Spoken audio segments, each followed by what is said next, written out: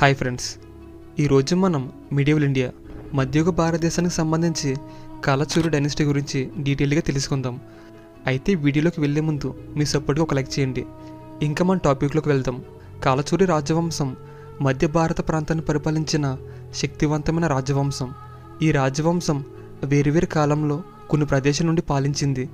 ఎలా అంటే వీరు మొదట ఒక ప్రాంతాన్ని పరిపాలించారు. అప్పుడు వీళ్ళ ప్రాంతాన్ని వేరే రాజులు ఆక్రమించారు.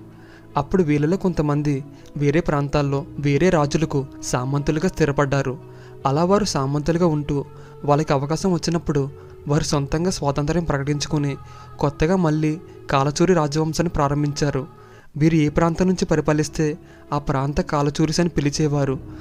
అందువలన కాలచూరులు మనకి వేరే వేరే కాలంలో వేరే వేరే ప్రాంతాల్లో కనబడతారు. వాటిలో ముఖ్యమైన కాలచూరిస్లో మాహిష్మతి యొక్క కాలచూరి రాజవంశం, దీన్ని ఎర్లీ కాలచూరిస్ అని కూడా పిలుస్తారు. తరువాత త్రిపురి యొక్క కాలచూరి రాజవంశం, దీన్ని లేటర్ కాలచూరిస్ అని కూడా పిలుస్తారు. ముందుగా మనం మాహిష్మతి కాలచూరి రాజవంశం గురించి డీటెయిల్గా తెలుసుకుందాం. మాహిష్మతి కాలచూరి పాలకులను హైహైలు అని కూడా పిలుస్తారు. అలానే వీరిని ప్రారంభ కాలచూరులు అని కూడా పిలుస్తారు.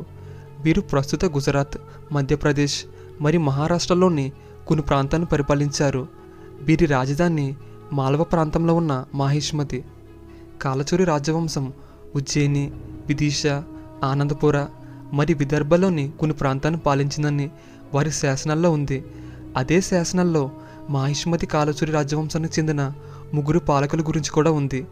వారు కృష్ణరాజ్, శంకరగణ మరియు బుద్ధరాజ్. అయితే ఇప్పుడు కృష్ణరాజు గురించి తెలుసుకుందాం. కృష్ణరాజ ఈయన 550 CE నుండి 575 CE వరకు పరిపాలించారు. ఈయన వంశస్థాపకుడు. ఈయన మాహిష్మతిని రాజధానిగా చేసుకుని ఈ రాజవంశాన్ని స్థాపించాడు.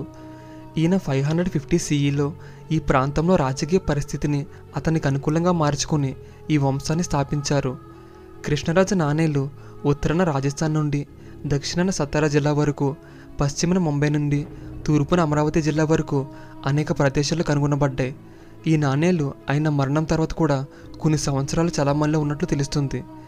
కృష్ణరాజ నాణేలు వెండితో గుండ్రని ఆకారంతో ఉన్నాయి.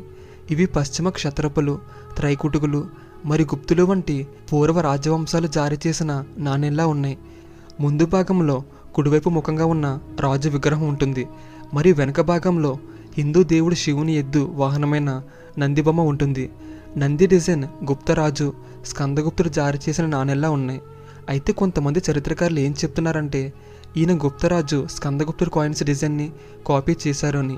అయితే ఈ కాయిన్స్ బ్రహ్మి లీపుతో ఉన్నాయి. ఈ నాణేలు ఎల్లోరా గుహలో కూడా దొరికాయి. ఈయన జారీ చేసిన నాణేల ద్వారా ఈ ప్రదేశాల్లో శైవ స్మారక చిహ్నాల నిర్మాణానికి ఆయన సహకారం చేశారని తెలుస్తుంది. ఆ తరువాత కృష్ణరాజ కుమారుడు శంకరగుణుడు. శంకరగుణుడు 575 CE నుండి 600 CE వరకు పరిపాలించాడు. ఆయన పశ్చిమ మాలవను జయించాడు. అందువలన గుప్త చక్రవర్తి స్కందగుప్తుడు అనే బిరుదును ఈయన స్వీకరించాడని కొన్ని ఎవిడెన్స్ బట్టి తెలుస్తుంది.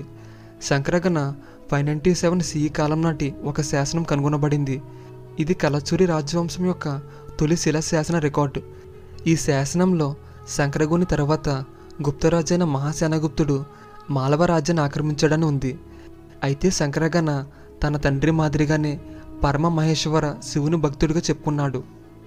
ఆ తర్వాత బుద్ధరాజ తన తండ్రి శంకరగణ తర్వాత 600 CEలో సింహాసనాన్ని అధిష్ఠించాడు మరియు ఎర్లీ కాలచూరి రాజవంశం యొక్క చివరి పాలకుడిగా పరిగణించబడ్డాడు.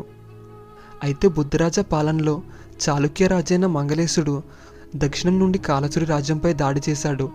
మంగళేశ మహాకోట మరియు నెరూరు శాసనాల్లో కాలచూరులపై అతని దండయాత్ర గురించి ఉంది. తన తండ్రి మరియు తాతలాగే తనను తాను పరమ మహేశ్వర అంటే శివుని భక్తుడిగా చెప్పుకున్నాడు. ఇతని రాణి పేరు అనంతమహి. అయితే బుద్ధరాజు వారసుల గురించి సమాచారం అందుబాటులో లేదు.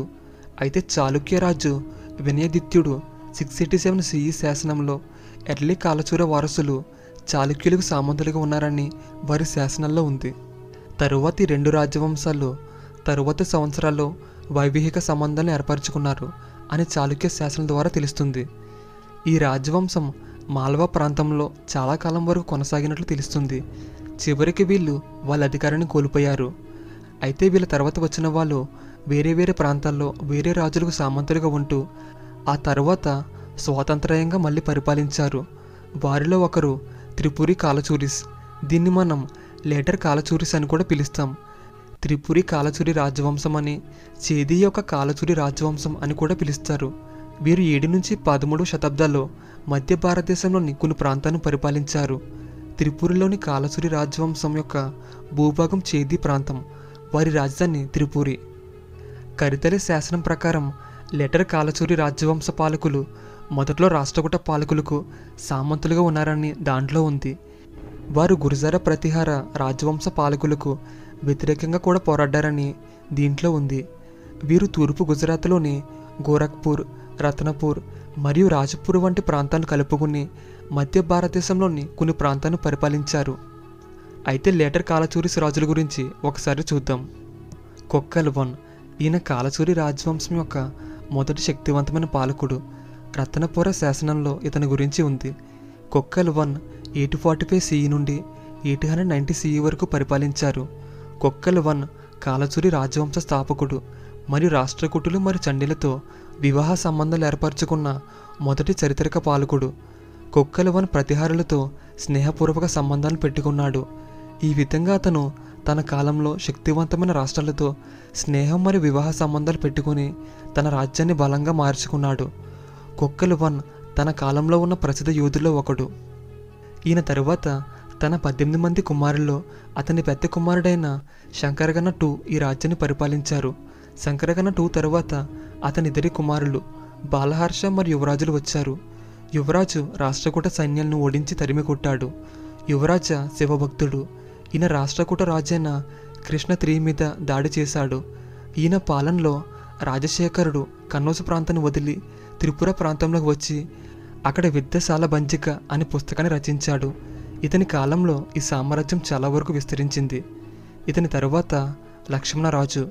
ఈయన యువరాజవాన కుమారుడు. లక్ష్మణరాజు కూడా గొప్ప పాలకుడు. ఈయనకి 2 కుమారులు ఉన్నారు. వారిలో మొదటివారు శంకరగణ II, రెండో కుమారుడు యువరాజ II. ఈయన తరువాత ఈయన పెద్ద కుమారుడైన శంకరగణ II పరిపాలించాడు. ఆ తరువాత ఈయన రెండవ కుమారుడైన యువరాజ II పరిపాలించారు. ఆ తరువాత కొక్కల్ 2, ఆ తరువాత గంగయ్య దేవ. ఈయన 1019 CEలో సింహాసనాన్ని అధిష్ఠించాడు. ఈయన సింహాసనాన్ని అధిష్ఠించిన తరువాత ఒకదాని తర్వాత ఒకటి యుద్ధాలు గెలిచి సామ్రాజ్యాన్ని విస్తరించాడు. యుద్ధాల్లో తన విజయాలకు చిహ్నాలుగా అతను వేరువేరు బిరుదును స్వీకరించారని కొన్ని శాసనాల ద్వారా తెలుస్తుంది. గంగయ్య దేవ విక్రమాదిత్య అనే బిరుదును స్వీకరించాడు. అతను అలహాబాద్ వద్ద మరణించాడు. ఆ తర్వాత లక్ష్మీకర్ణ. తన తండ్రిలాగే అతను కూడా ధైర్యవంతుడు మరియు వేలాది యుద్ధాలు గెలుచుకున్నాడు. ఇతను 1041 CE నుండి 1073 CE వరకు పాలించాడు. అలహాబాద్ నగరాన్ని అతను స్వాధీనం చేసుకున్నాడు. అతను దక్షిణాన మాత్రమే కాకుండా నార్త్ వెస్ట్ భారతదేశంలో కూడా తన తండ్రి కంటే ఎక్కువ విజయం సాధించాడు. ఈయన బంగారం, వెండి, రాగి నాణేలు ముద్రించాడు. ఆ తర్వాత యష్కర్ణ. ఈయన 1073 CE నుండి 1123 CE వరకు పరిపాలించాడు. ఆ తర్వాత గయకర్ణ. ఈయన 1123 CE నుండి 1153 CE వరకు పరిపాలించాడు. ఆ తర్వాత నరసింహ. ఈయన 1153 CE నుండి 1163 CE వరకు పరిపాలించాడు. ఆ తర్వాత జయసింహ. ఈయన 1163 CE నుండి 1188 CE వరకు పరిపాలించాడు. ఆ తర్వాత విజయసింహ. ఈయన 1188 నుంచి 1210 CE వరకు పరిపాలించాడు. ఆ తర్వాత త్రైలోక్యమల్ల. ఈయన 1210 CE నుండి 1212 CE వరకు పరిపాలించాడు. ఈయన కాలచూరి రాజవంశం యొక్క చివరి పాలకుడు. అయితే ఈయన ఎంతకాలం పరిపాలించారో ఖచ్చితంగా తెలీదు, కానీ కొన్ని ఎవిడెన్స్ బట్టి ఈయన 1212 CE వరకు పరిపాలించారని తెలుస్తుంది. అయితే ఈయన తర్వాత ఈ రాజ్యాన్ని పరమర మరియు చండీలు ఒకరి తర్వాత ఒకరు ఆక్రమించారు. అయితే ఇది చివరికి ఢిల్లీ సుల్తానేట్ కిందకి వచ్చింది. అయితే వీళ్ళ తర్వాత కలచూరి రాజవంశ పేరుతో వేరే చోట్ల కొంతమంది పరిపాలించారు. వాళ్ళ గురించి ఒకసారి సింపుల్గా చూద్దాం. దక్షిణ కలచూరి రాజ్యం. ఇది 1130 CE నుండి 1184 CE వరకు ఉంది. వీరు కళ్యాణి చాళుక్యులు ఓడించి అధికారంలో వచ్చారు. వీరిని కళ్యాణి కాలచూరిస్ అని కూడా పిలుస్తారు. వారు ప్రస్తుత ఉత్తర కర్ణాటక ప్రాంతాలు మరియు మహారాష్ట్రలోని కొన్ని ప్రాంతాలను విస్తరించి దక్కన్లోని కొన్ని ప్రాంతాలను పరిపాలించారు. ఈ రాజవంశానికి చెందిన బిజ్జాలుడు కర్ణాటకపై అధికారాన్ని స్థాపించాడని కొందరు అంటున్నారు. అతను చాళుక్య రాజు తైల 3 నుండి అధికారాన్ని లాక్కున్నాడు. బిజ్జల తర్వాత అతని కుమారులు సోమేశ్వరుడు మరియు సంగముడు వచ్చారు. అయితే 1181 CE తర్వాత చాళుక్యులు క్రమంగా వారి భూభాగాన్ని తిరిగి పొందారు. అయితే దక్షిణ కాలచూరి రాజులు కన్నడ శాసనాలు ఉన్న నాణ్యాన్ని ముద్రించారు. అయితే ఇప్పుడు ఇంకో కాలచూరిసులో రత్నపూర కాలచూరుల గురించి కూడా తెలుసుకుందాం. రత్నపూరకు చెందిన కాలచూరులు 11వ శతాబ్దం నుండి 12వ శతాబ్దం వరకు మధ్య భారత రాజవంశం. నేడు రత్నపూరను బిలాస్పూర్ జిల్లా అని పిలుస్తారు. వారి పాలనలో రత్నపుర నుండి ఛత్తీస్గఢ్ వరకు ఉన్న ప్రాంతాన్ని పరిపాలించారు. కొన్ని శాసనాల బట్టి ఈ రాజ్య పాలకులు త్రిపురి కాలచూరి యొక్క కొక్కెల రాజుకు ఉన్న 18 మంది కుమారుల్లో వీరు కూడా ఒకరని తెలుస్తుంది. అయితే కాలచూరి వంశానికి సంబంధించి ఇంకా మరి కొంతమంది కూడా వేరే చోట్ల పరిపాలించారు. అయితే వాళ్ళ గురించి పెద్దగా సమాచారం అందుబాటులో లేదు. అయితే కాలచూరి రాజవంశ పాలకులు శైవ మతాన్ని ఆదరించారు. అయితే వీరు ఇతర మతాలను కూడా పోషించారు. వీరు శివాలయాలు మరియు జైన దేవాలయాలు అలానే విష్ణు దేవాలయాలను కూడా నిర్మించారు. అయితే ఈ కాలంలో ఉన్న కర్ణ ఆలయాన్ని తిరుముఖి ఆలయం అని కూడా పిలుస్తారు. ఇది కాలచూరి వంశంలో అత్యంత ప్రాముఖ్యమైన ఆలయం. ఇది ఒక ఎత్తైన శిఖర ఆలయ నిర్మాణాన్ని కలిగి ఉంది. అలానే పాతాళేశ్వర ఆలయం, ఇది గర్భగుడి మండపాలతో కూడిన శివాలయం. ఈ మండపం పిరమిడ్ ఆకారంలో ఉంటుంది. తరువాత మచ్చేంద్రనాథ్ ఆలయం. ఈ శివాలయాన్ని 11వ శతాబ్దంలో కాలచూరి రాజు నిర్మించారు. అయితే ఈ కాలానికి సంబంధించిన ఇతర స్మారక చిహ్నాల గురించి ఒకసారి చూస్తే బేతఘాట్లోని చౌసత్ యోగిని ఆలయం, తరువాత సీతామాది గుంపు ఆలయాలు, తరువాత దేవూర్ కోతర్ దేవి ఆలయం, తర్వాత మణిపూర్లోని జ్వాలాముఖి ఆలయం, అలానే సోహత్పూర్లోని విరాటేశ్వర ఆలయం, తురానది వద్ద సమూహ దేవాలయాలు, పటోర జైన ఆలయం, మర్బగ్లోని విశ్వనాథ ఆలయం. అయితే వీళ్ళ శాసనాల గురించి ఒకసారి చూద్దాం. యువరాజ దేవ 2 యొక్క inscriptions, Gyaraspur inscription, Varanasi inscription of Karna, Khairha inscription of Yashkarna, Karitalai inscription మరియు రత్నపుర ఇన్స్క్రిప్షన్. ఇంక ఇది ఫ్రెండ్స్ ఈరోజు వీడియో. ఈ వీడియో మీకు నచ్చినట్టయితే ఇప్పుడే మన ఛానల్ని సబ్స్క్రైబ్ చేసుకుని బెల్ ఐకాన్ ఆన్లో ఉంచుకోండి ఫ్రెండ్స్. నెక్స్ట్ వీడియోలో మళ్ళీ కలుద్దాం.